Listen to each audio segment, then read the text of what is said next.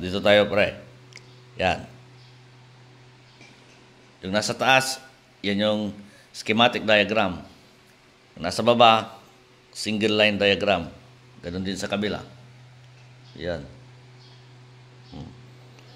Obserbahan natin mabuti yung dalawa na schematic diagram. Kung titignan nyo itong nasa kaliwa, may main breaker na para sa mga sub-panels. Yan.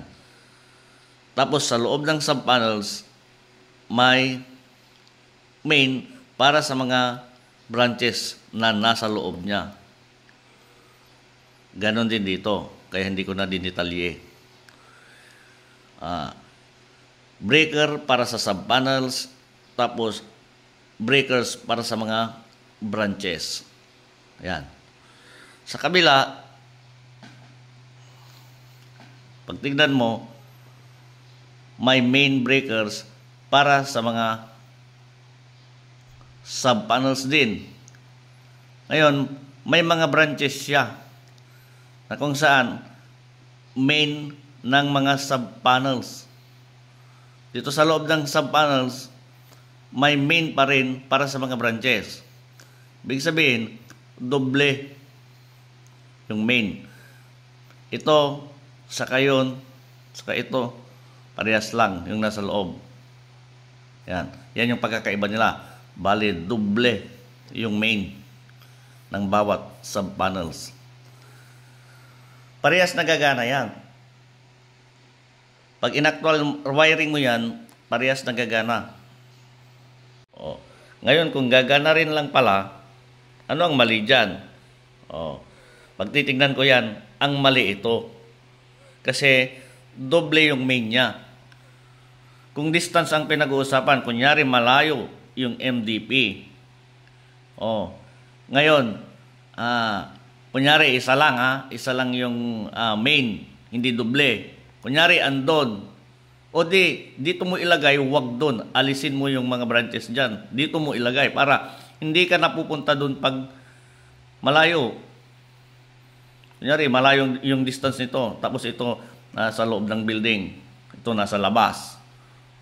Dito mo ilagay sa sub-panels yung main niya. Para pag, kunyari, mag-troubleshoot ka ng mga branches, i-off mo yung main niya. Hindi ka nalalabas para lakarin pa o kaya pupunta pa doon sa kinalalagyan nito kung gaano man kalayo yan.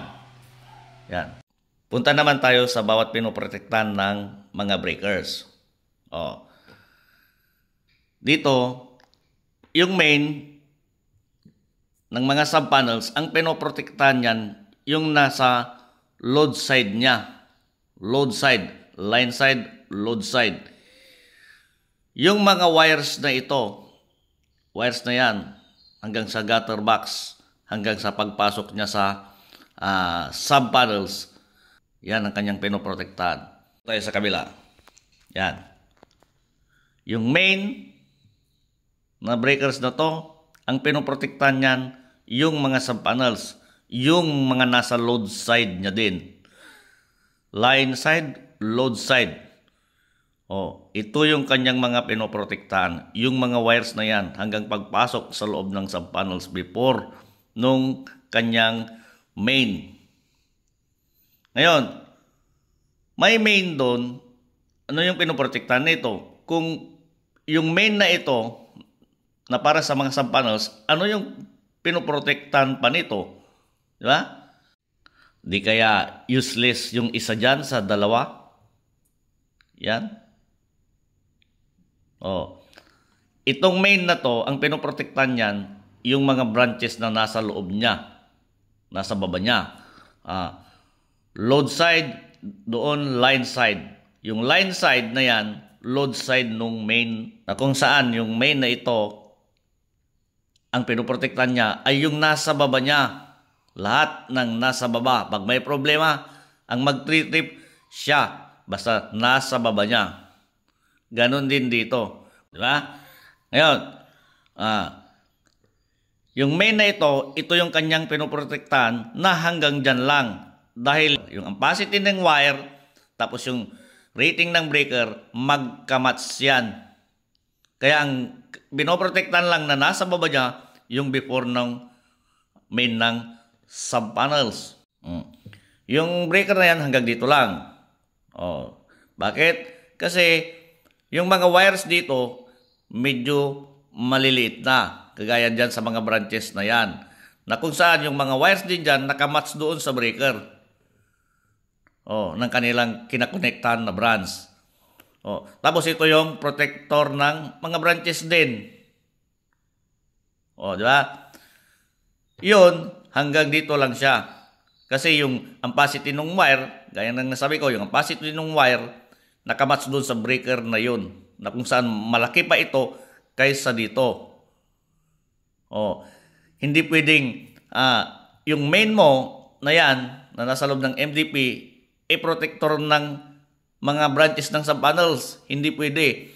Kasi kunyari wala yan, ang mag-overheat pag may overloading o kaya short circuit, yung wire. Dahil yung ampacity ng wire, maliit. Compare mo sa malaki na wire na mga ito. Kaya meron pa yan. Yung main na yan yung kanyang pinoprotektahan. Yung main na yon, ito yung kanyang mga pinoprotektahan din before ng main ng mga sub-panels. Di ba? Sabi ko, pare-parehas yan. Kaya anong silbi nung isa? Ayun, punta naman tayo sa tungkol sa ATS. Yan. Pag troubleshooting, para hindi mo natanggalin. Yan. Maglagay ka ng circuit breaker before ng ATS. Yung circuit breaker sa supply, tapos circuit breaker sa genset. Para hindi mo natanggalin to. I-on or off mo lang, lilipat yung arrow ng ATS kung saan yung may live. Ngayon, pagsabayin mo man silang dalawa yan, ang priority pa rin ng ATS ay yung supply sa normal. Yung galing sa poste.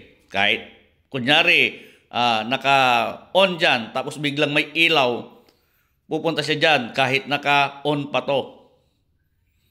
Yan. Hindi yung sinasabing yung kaya doble daw, para pag troubleshoot ng ATS, i-on off mo, pero nasa load side siya Kung nasa load side, paano mo siya i-troubleshoot kung gumagana pa yung ATS mo, di ba? Nasa load side siya, hindi naman siya nasa line side para i-control yung pasok ng bawat kuryente sa ATS.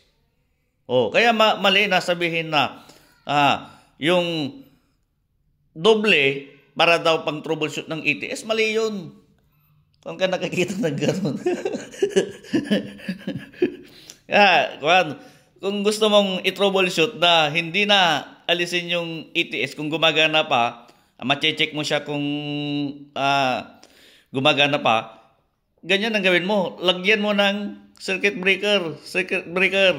Di ba? Dalawa sila. Yung isa papunta sa normal supply, tapos yung isa sa genset, yung reserve, yung R. May sapal akong video na ganun kaya nga nakagawa ko ng video na ganun para lang ma-share yung tungkol sa sinasabi. Hindi yung tungkol sa doble, mali yun.